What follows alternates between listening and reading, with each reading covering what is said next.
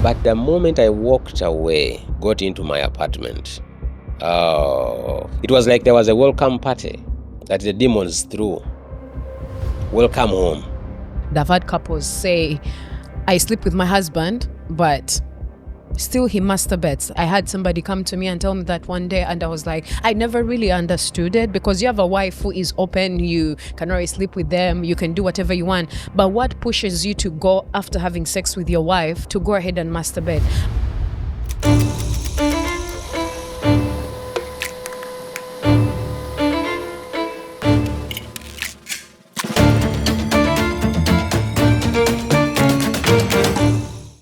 Hello, welcome back to the Divine Clinic. I'm your host, Sophia.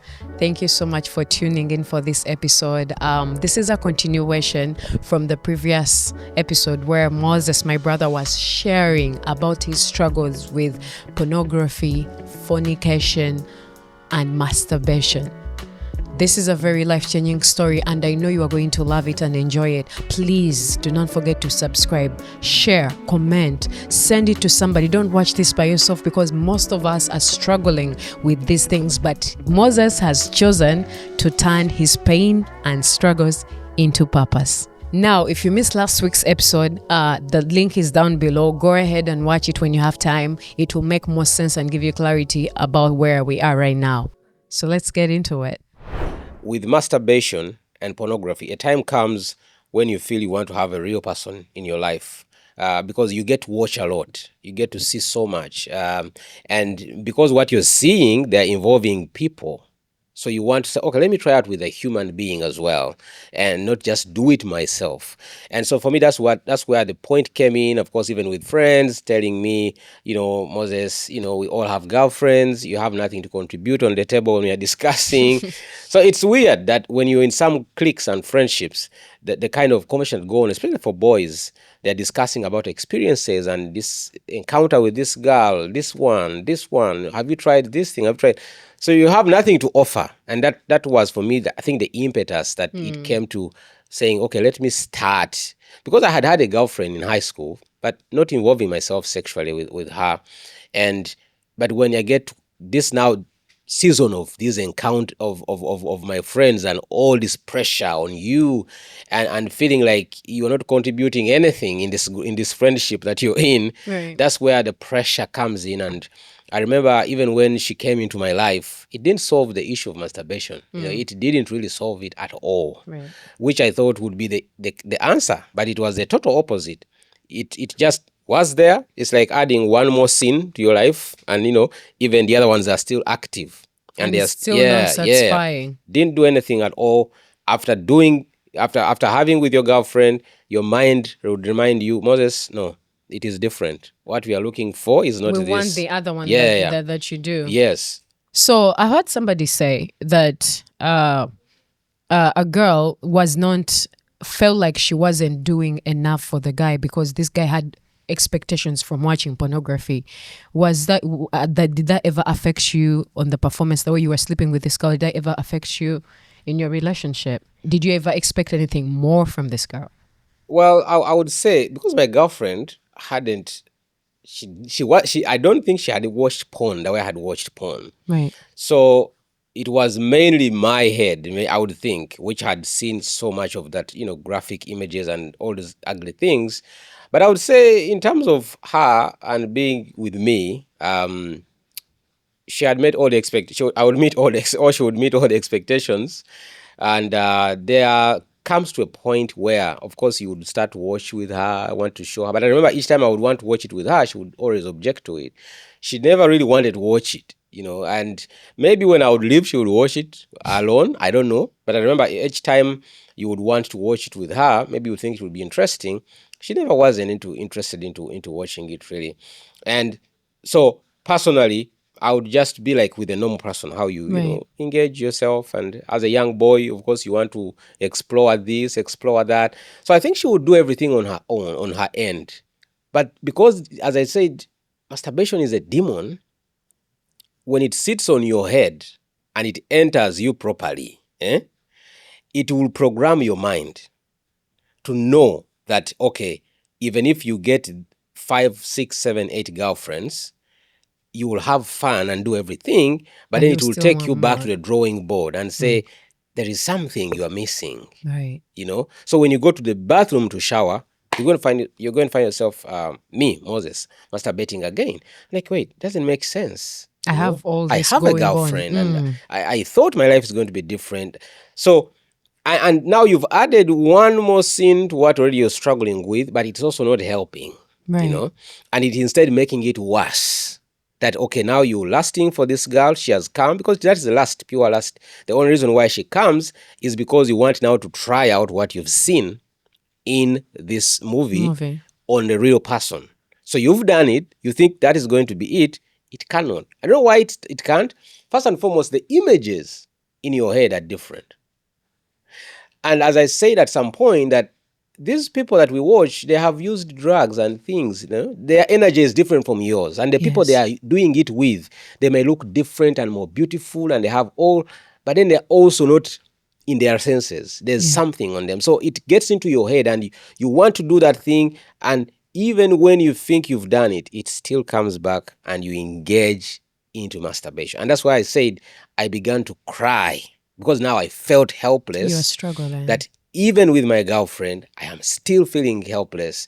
Even when she's been with me for 2-3 days, and let's say she goes, you still find yourself in the same desperate situation that you were in. And as a child of God, for me, that was even the hardest part. How do I approach anyone at this point? I tell them that. How do I talk to somebody? Like, who am I going to run to? Who am I going to explain to that I am struggling this way? You get? Because remember, as I told you, I'm also in the mass communication scripture union at university. I am actively showing up, but spiritually I am dead. You're spiritually you're dead, but you are keeping up appearances. You're still showing up, and the people who are coming to you, they are explaining to you what they're dealing with, and you're like, I wish these people know that I'm much worse. Right. I'm really at a much worse state than them, but then you can't begin to tell them, because they would think, but Papa, we think you know better. Like this should be better. You should be dealing with much more demons, not these simple things that your peers are all struggling with. And so for me, that was the vulnerability that I found myself into. That first, you can't talk to your pastor. Because you're going to you feel like he knows that, Moses, this is not, you cannot be seen. There's a way you get to a level where you yourself, you think like you've seen a lot that even heaven cannot understand when you say you are struggling with this thing. And that is the voice of the enemy, because you can talk to your pastors. I don't think if you stood up, went to your pastor and told him, hey, listen, I'm struggling with it, I don't think he would have cast you out. It's the guilt. Because they want to help you. They want to, I don't think they would kick you out, but like what the enemy makes you feel like, oh, you cannot tell anybody about this because you're going to be perceived. And that is what we are struggling with in the church today. And that's why Divine Clinic is here, because we want to talk about those uncomfortable things in the church that we are struggling with. And if there be anybody in the church today, right now, whoever is watching me, and you're struggling with this problem, it is okay for you to run to your pastor, to run to your leader, to run to whoever you can run to for help, and tell them, hey, listen, I am struggling with this.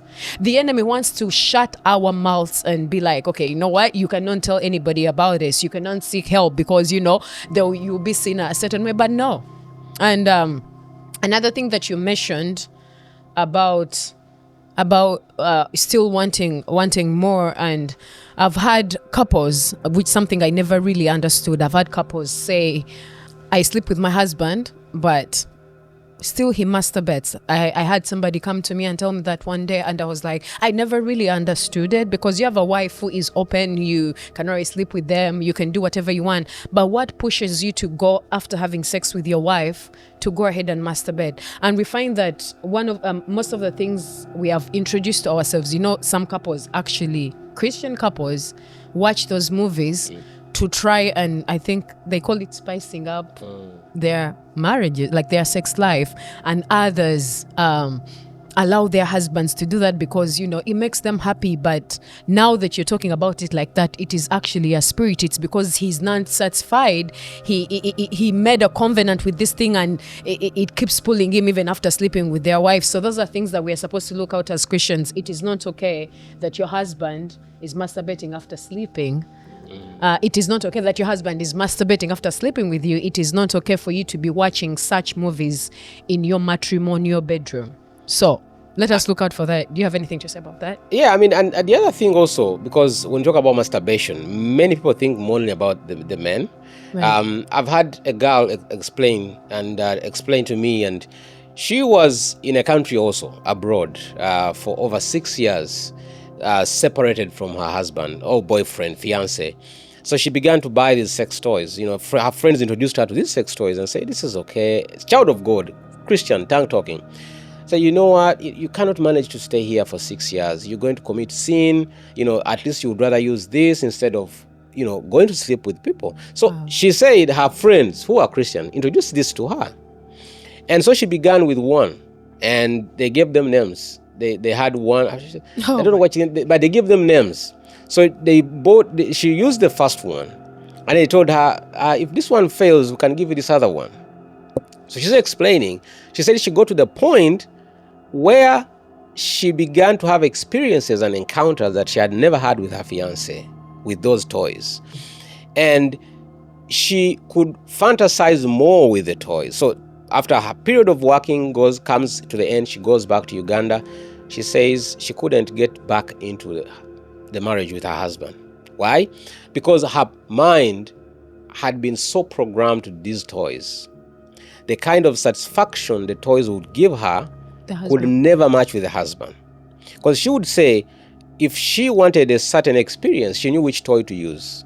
And they even had names. Yeah, and she knew the sizes, what they can do and the effect they would have on her. And so she said she got to the point where her own husband was so boring to her. But that wasn't the case before she left. Right. And so you see that the challenge about masturbation for both men and women is that it affects us different, but it's at the end of the day, it is going to kill the intimacy. Right. The natural intimacy that a man should have with a woman, it dies. Because for the man, it will give you the graphic images, it will show you something else, and then you, again, as I said, you begin to use your texture of your hands. And so the only way you can be satisfied is if you have something rough. I have met men who tell me that even now my hands are not enough. I have to rub against a very hard substance, either like a bed or a post or something more rough, right. like more rough. And that's when until I'll get the, I don't want to use the word, that's when I'll culminate or whatever. I don't want to use so graphic, but I cannot get to that point unless I rub something hard on myself. So you see, even if you have a woman who is so beautiful and can give you 100 styles or 2,000 styles, she will not be as rough as what you're looking for. Right. So that's why you see that even after you made love with your wife, you leave her on the bed, you go back to the bathroom, what you're looking for is going to be something different. And then the challenge there comes because you as a husband, you don't know how even sometimes to approach your wife and open up to her. Say, sweetheart, I'm struggling with ABCD. Even the wife may not know how to explain that to the husband. Before even I want to tell you how I overcame masturbation and porn, but I don't want to forget this. This other girl I was listening to, she was 13 years when she began to use sex toys. 13 years inside her parents' house. So she used sex toys from 13 to 21. Because her parents would tell her, you will only be allowed to date at 21. So, but her friends told her, don't worry, just have this. So she had them in her, and her parents would never know. Prayerful, they have everything. But she said when she got the husband who married her at 20, 21, 22, even the first night he slept with her, she could not feel anything. Because she had been so exposed to these toys that first and foremost they have given us satisfaction that no man will ever, and this is what I want even everyone who's watching to know, no man can ever satisfy a woman like a sex toy. Like let's just understand it very clear. The sex toy takes you just need to press a switch, electricity, and then it's going to work on you, and then you stop, and it will stop. A man is going to come home with stress, frustration, this. And I mean, we are human. The same thing with the man. And so she said, even on their honeymoon, she couldn't feel anything. She had to carry those toys with her. The husband couldn't know, but she had to carry it with her because she realized this wasn't working. And then she had to use this on herself on the very honeymoon. So you realize that this masturbation thing is bigger than what we think. And science today is telling us that it's normal, it's okay, you don't have to worry. It's also a better way of managing your life. And if you don't have satisfaction, there's nothing normal about masturbation. Nothing. Right. It's just evil and wicked. When the man of God called me, I remember his name very well. It was called Pastor Weinda. I never met him. I've never seen him again. Now, I ran after telling me what he said. He said, "Young man, come." I came up and said, "God wants to use you, but you know what you're dealing with." I didn't even finish. I didn't wait for him to finish anything because I knew, like, if I stand here any more second, he's going to say anything. I just left the pulpit and ran down. That night, I went back home. First and foremost, my mom wasn't in that service, so she wasn't there, and it was holidays. It was a time for us to go back to school, the last Sunday. So, I get back home, I'm like, wait, so this thing now has become an issue for heaven. Like, by the time God, you can be doing something and like, I don't think it matters. I don't think it's a big issue to heaven. Yeah. But that night I knew this has become an issue for God. I remember I had a dream. I think 3 days after that. In the dream, 3 men walk into my house, my mother's house, my bedroom. I was my mom's house in Munyonyo. And the men walked into the room, my lower bedroom. They took me out of the room, took me in another bigger room, sat me down. When they sat me down, there were 3 screens in the room. One had my record of masturbation. Like every single day and moment I had engaged in masturbation. The time, the seconds, the minutes, the venue, everything. The other one had pornography. Like every time I had watched porn, like every single second I have watched porn, it had it there. The place, the location, the venue. Then the other one was about fornication. Every time I had engaged myself with a girl sexually, like every time. So the men told me, okay, so the assignment you have is to look at yourself in the eyes of God. I was like, just that? Like, this is your assignment. Sit down. We're going to watch one by one. We want you to look at yourself in the eyes of the way God sees you. I was like, okay, that's fine. So we began, I remember, with masturbation. So that thing scared me. They played, and the first clip they would show me was like on a Wednesday. I am from prayer at Nkoyo, because we had at UCU, we would go to Nkoyo Hall for prayers, and so they showed me that I was walking from Nkoyo Hall. I got into the bathroom and I masturbated. At first I was like, okay, this is just one clip. Now they began to show me like a million clips. On this same day, you left in Nkoyo, you went here, you went here. What scared me was the detail. Oh, like the detail, that the small details, that even the small bathroom you never remembered in your head what you don't that remember. I did this. They had every single. I remember halfway through the masturbation, I began to cry. They said, no, you have no reason to cry because we have so much. So I began to plead and say, can we stop watching? Say, no. We just want you to imagine yourself the way God sees you.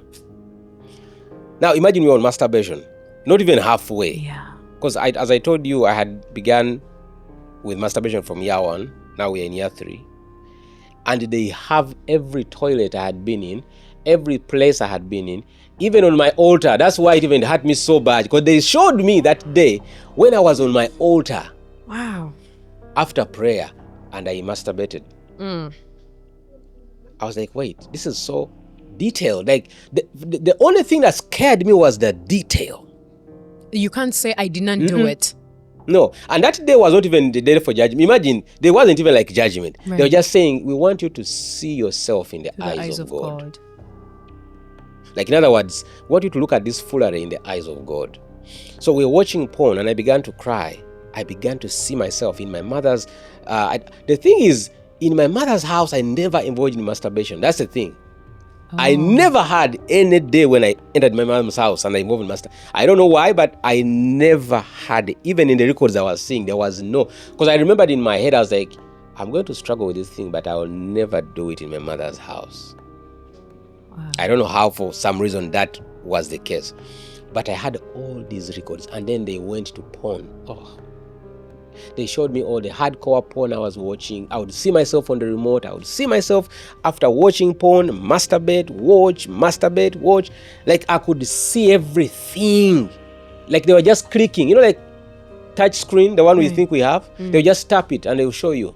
Tap it and show you. Tap it and show you. I thought I had cried enough. Let me tell you, masturbation is gross when you see yourself doing it. Yes.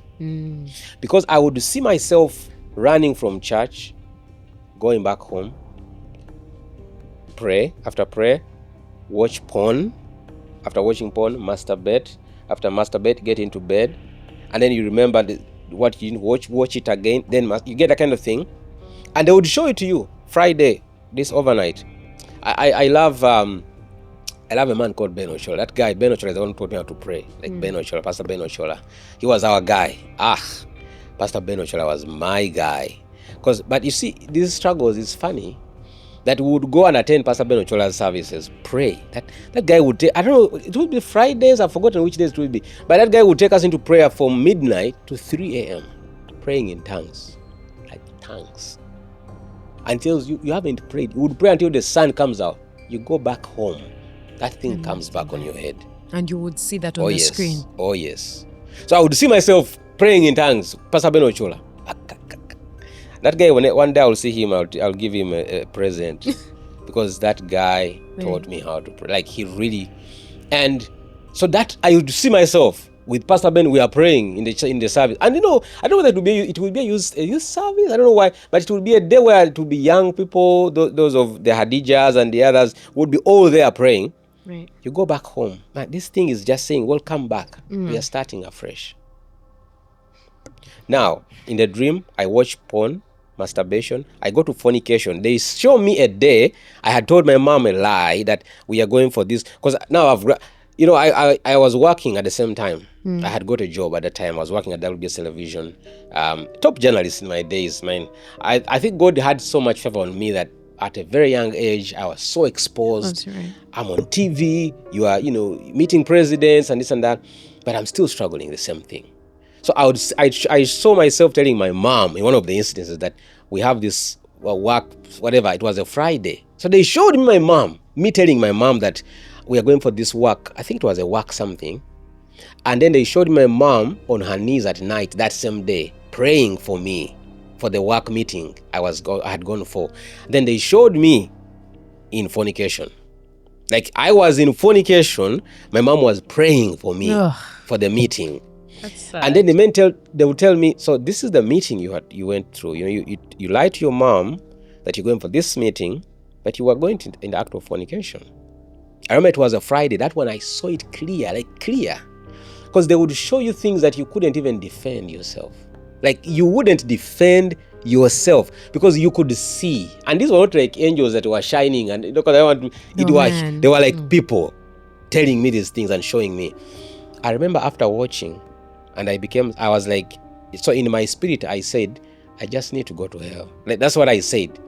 I need to go to hell. You judged yourself. Yeah. I said it. So they had me saying that, but I say that in the spirit, but they had me say that I just need to go to hell. I don't need any chance. That's what I would say to myself. I say to myself, I just need to go to hell. Then the man told me no. So at first I was surprised. How did he hear what I said? He said no. So he told me, you see, all this can be deleted. Now when he said that to me, I told him why. Why would you delete all this record? Like I was so concerned that why would somebody want to give me another chance? Like, why would you even convince yourself that you would want to delete this enough incriminating evidence? So I remember the man told me, all of this can be deleted. if you start afresh. Like all of this can be. I cannot tell you. I first of all felt like it wasn't fair. I don't know why, but in the dream, You felt like you deserved to go to hell. I felt like it wasn't fair for these men to just delete this record of me. Right. Because I felt so useless. Like I was like, when you watch it, it's like 1,000 years of sin. Because the reason why it makes it look like 1,000 years of sin is because it has every small detail. Now, as I said, I did not sleep with 100 girls. You get? But when they show it to you there, you feel like you slept with 2,000 girls. Because they show you the intent in your head. Now, there were days I didn't physically sleep with this, but they would show you the intent in your head. Like on this day you slept with her, but then they would, because I think in the realm of the spirit, you understand without being told. Yeah, right. You really understand, because I could see that, okay, this day I didn't sleep with her, but it was just the intent in my head. What do you mean with the intent? Like, yeah, there are days when, especially for us as men, you can look at a woman and you undress her in your head. You don't sleep with her physically, but you undress her in your head and you begin to fantasize yourself with her. So that would look like you slept with her? Yes. Okay. So they would show me all those things. And because, as I said, in the spirit, you can't argue because you see. Yeah. And you understand without being told. I could see the girls I had undressed with my classmates I was undressing. They were, you can imagine this. For me, the most challenging thing about it is the attention to detail that heaven has. That attention. That's why I tell you that by the end of what I saw and seeing everything in its accuracy, you didn't feel like you deserved a chance. like, no. But this man told me, one of the men was showing me, that you still have a chance. Like you can, in other words, this can be deleted if you promise to start afresh. But I'm still saying I don't deserve it. So at the end of the dream, I remember the dream was, to the end, the men took me back to my house, took me back in my house, literally in my bed. Like they left me there, and then I woke up. I was so terrified.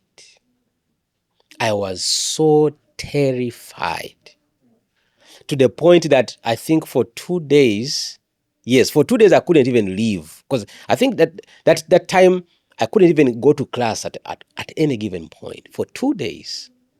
So I told myself, okay, I have not died, because I knew I was dead. Like I knew I was dying in that dream. I wasn't going to wake up. Right. But coming out alive, I felt so happy. But then when I woke up, I was like, how could God be so merciful? For that was the first thing. How could God be so merciful that with all that record I have, he would still be willing to tell me, you have another chance to start afresh. So after that dream, right, I begin to pray, asking God for forgiveness, to give me, for mercy and for what I've seen, because I couldn't believe. At first I thought this dream is a lie. At first I thought this is a lie. Yeah. Because there is no way any man could forgive you for all the things I had seen. But then I began to pray and cry out to God for mercy, to forgive me, and, Lord, give me another chance. Lord, please forgive me. Let this thing be true that you've forgiven me. Because I knew in that dream I was entering hell properly. Like I didn't need any prophet to tell me anything, because I saw it.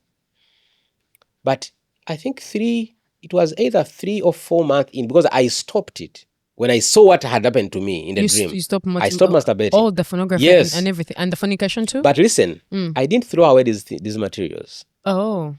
And that's why I tell myself, how come, even after seeing the dream, I still kept a record of these things? I never threw them away. I still had them. Even the list, because I had a list where I had written down my websites, as I told you, I had a list of websites where to find which kind of porn, By the way, there is porn also that, as I said, you advance in watching. So there's a porn I had watched that it wouldn't still work anymore. So I would keep updating those websites, finding out, researching and knowing which. So I still had that record. I didn't even delete it. I had my secret record of where to find which links. Now, after, because I remember that time, the dream, I had it in 3rd year. we're leaving school now, okay? And now I've left my friends, kind of things. But then remember, I still have my collection of all those things. I haven't thrown away any of them. Now, starting into life in, outside school, for some reason, I began to feel this urge and desire pushing me to go and leave my mother's house, That was, now at that point, my friends were telling me, but Moses, how can you graduate? You have a job and you're still living with your mother. Are you a young boy? I remember there was so much pressure on me. And now I see it was the work still of the Of devil. the enemy, because you could never, you could not do that in your mother's house. Oh, because Satan I knows see. if I can separate you from the place that can give you covering, My God, it is going to come. right. I remember I pushed my mom. My mom had just bought a very big house in Munyonyo. Very nice house, very nice home. I have a big room, and my mom was like, Moses, why are you even struggling? Why are you stressing, wanting to go to rent? Why are you leaving everything here? Like, it's just me, because my brother Isaac I think had gone to the UK at that time. I don't remember. So the house was really big, and anyone in their senses could see there is no reason why you need to run away from this place. Yeah. But I was having that thing in my spirit. I must go. I must go. I must leave my mother's house. Why am I even still here? What am I doing here? So finally I leave. I don't know how long, a few months, I think. Now this thing comes back. The moment I went into my own place, it began to creep back in. Because as I told you, I still have a collection of all these DVDs. Okay. So you had them in your mother's house? Yes. You kept but them. I couldn't watch your them there. Secret stash, Yes, right? yes. So there is something, I think, when you have a praying mother. I'm assuming this because I couldn't feel because in my room I had my computer and everything, but there is no way I could feel the confidence to do that. But when I was away, like at work, I would watch those things on the phone, blah, blah, blah. You get that kind of thing. But when you come back home, you cannot. Yes. Ugh, that must have been a very strong. But the moment I walked away, got into my apartment, it was like there was a welcome party that the demons threw. Right. Welcome home. Welcome. Because in my mother's house, we had a prayer altar. Every night we would pray. Every night. And each one of you would lead to pray. Like you would, either me or my sister Carol, my brother Elijah, sister Vivian. Now you go into your private place, private space. I remember I bought everything a young man could need. I bought myself a 65-inch TV. I had nice chairs. I had, DSTV, everything that a young man would need. And I also carried my stash, my collection, my collection of all these DVDs. So you carrying, you carrying this stash with you, right? Because you say, of course, you didn't get rid of it. Did you have an intention that you would go back and watch it? Why do you feel you were holding on to this thing? Because I know you had gotten to a point where you feel like it's a struggle. You want to stop, right? Yes. So what was the motive behind you keeping the stash to a point of like going with it at home and then moving with it? Did you ever think that you would be back in that place? And during that time, I'm sorry, I'm asking a lot of questions. And during that time, when you were not masturbating, watching pornography, you said you were watching it. Yeah, I would watch. Yeah. Okay, you watched, so you didn't really get detached from it.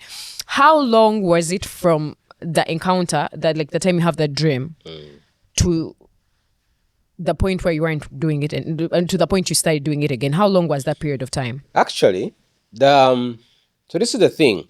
After that dream, the intensity stopped. The intensity that I was doing it really died for some reason, because I was afraid of dying. Like the first thing that came into my head, I'm going to hell. Right. I am entering hell. You get? But there is something about this guy called Lucifer. Lucifer begins to talk to you in the silent voices. You get? Said, but what if that dream was not real? You get? Like I would begin to have those questions. What if this dream wasn't real?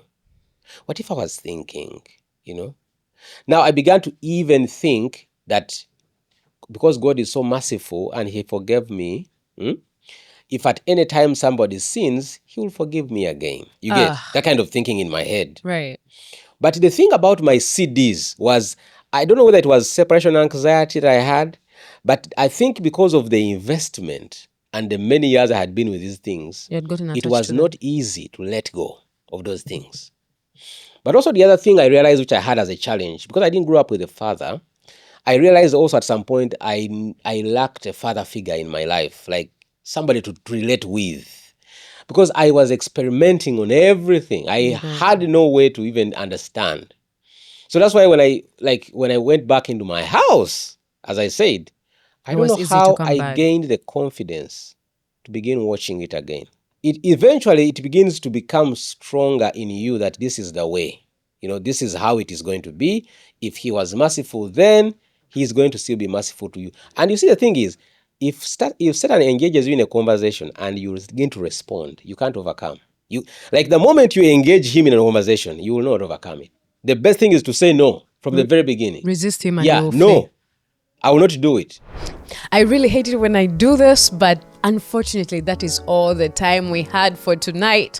But I want you to tune in next time because he talks about his deliverance. He talks about how he overcame, and that's why we're here. Do not forget to share. Do not forget to subscribe. Do not forget to like. And also let us know in the comment section, what do you feel about this whole episode? What do you feel about what you've had?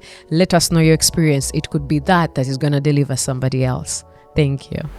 The number one assignment the Satan has on a minister is to kill your testimony. Right. To kill or to injure or to bruise your testimony. That, okay, people know Sophie. She is the light of the city. Okay? How can I put a mark on her? You get? Because this mark will never leave your head. Yes. That mark will never go away. It's like a scar. You get? So even people you're going to lose because of that scar. That even when you turn around, there are people who will never believe you again. Yeah, that's right. Never. Therefore, you don't have the moral authority again to talk about it. To talk about holiness and righteousness. So for you, your deliverance was